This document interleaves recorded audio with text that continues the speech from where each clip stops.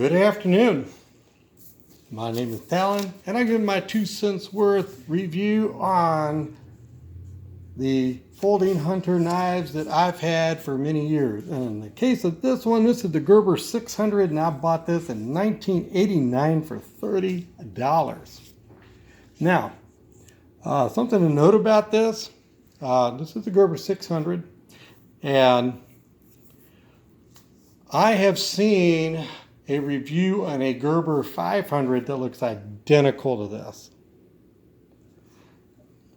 And the review the person gave on that Gerber 500 was very good. I mean, very positive review.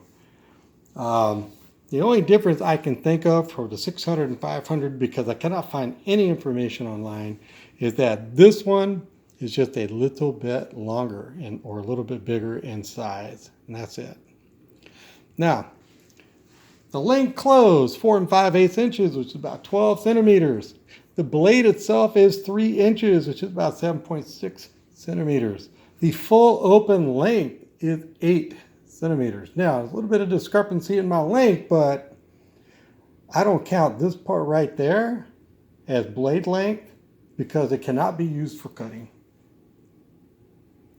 Okay. Now, the weight on this knife is very light.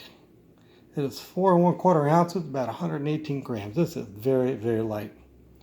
All right. This is the Gerber 600. Got to cover up that part of the blade. I actually have my name engraved on the blade. I'll tell you why in a minute.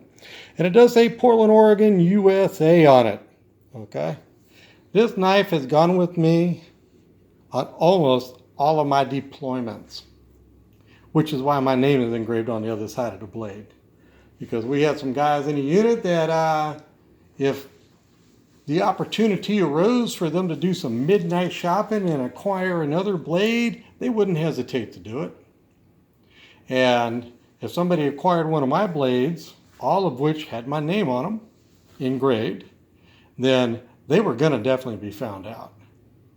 So, don't like having to be that way, but I know a lot of people that lost their blades and they see somebody with it, they can't prove it was theirs.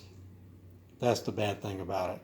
So I had all my stuff engraved before each of my deployments. If I took something new, I went and got it engraved before it even got to the base.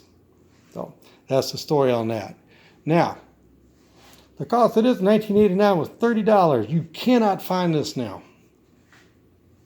Unless somebody's selling it used somewhere, you cannot find this now. I'm going to tell you some really good things about this. First of all, if it can be used with hunting and fishing as a task, I have done it with this. Okay? The material that this handle is made out of is stellar. This is some really good material. And that's one of the reasons why it's a very strong knife and very lightweight. Very, very good material. Okay. The locking mechanism is here. I can push this part. I mean, it will disengage very easily. You have a good snap and it closes all the way. Open it back up, nice and easy. I used to be able to one-hand open this, but my hand is kind of messed up, so I cannot do that anymore. But honestly, I don't need to one hand open anything. Anyway, it's not going to hurt me to open it up like this.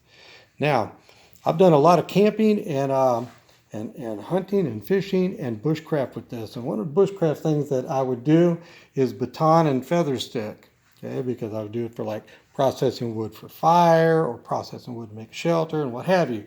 I did mess the blade up one time, which was the absolute weirdest thing. The absolute weirdest. Okay, I'd had this knife for about 30 years before the first problem, and I had pounded this through all kinds of wood before, batoning it. This knife should have broke like 30 years ago. It should have, but it didn't. I mean, I just kept pounding it through stuff. If you could destroy wood with a blade as a way to get through that wood or to process that wood, I have done it with this knife. Okay, so it was really freaky to me that I messed up the blade.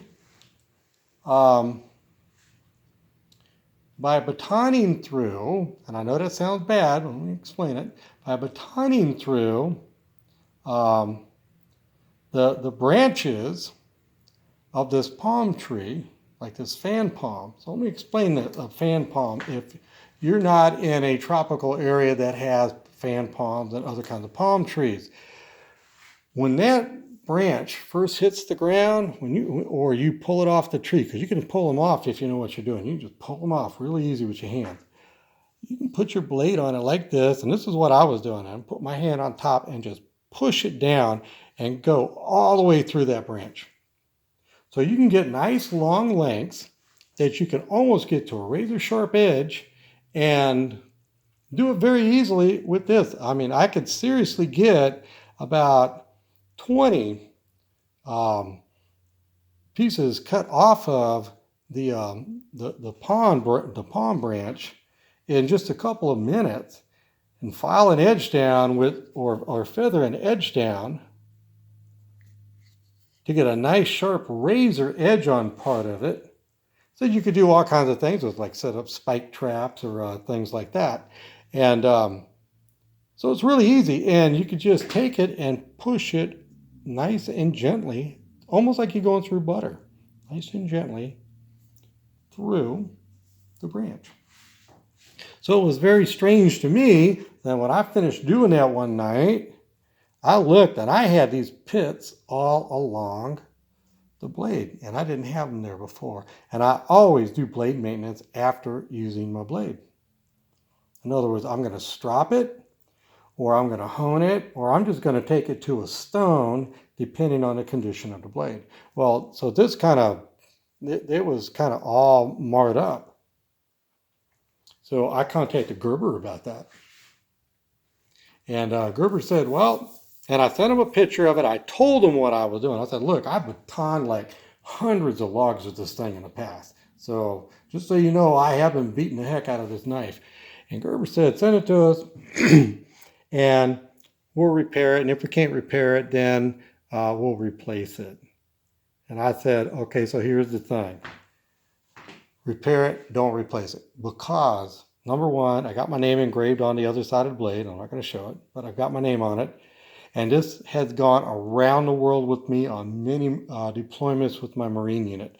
So there's so much memories in this knife, I don't want to trade it in for something else. And they said, we understand. So they took this knife, remachined the blade part of it, sent it back to me, good to go. So Gerber has come through on their warranty stuff like in a stellar fashion. Okay, I've got no complaint with how they dealt with me on this. And, you know, to be perfectly honest, I would have expected a company to say, well, look, you were beating the hell out of it for 30 years, you know, and you really want us to do a warranty thing on it? But they did. I mean, they didn't complain at all. They just said, yeah, send it in, we'll take care of it. So hats off to Gerber on that one. This is the Gerber 600 folding hunter knife. If you find one of these in a yard sale or some flea market somewhere, seriously, unless you can tell there's something just majorly wrong with it, I would pick it up. I mean, if I saw another one, I'd pick it up in a heartbeat just to have another one, even though I don't need it. Okay, my name is Talon. This is Old Guy Stuff at Busy Corner Lane. Thank you for watching. Have a great, happy, peaceful, safe, wonderful day, and goodbye.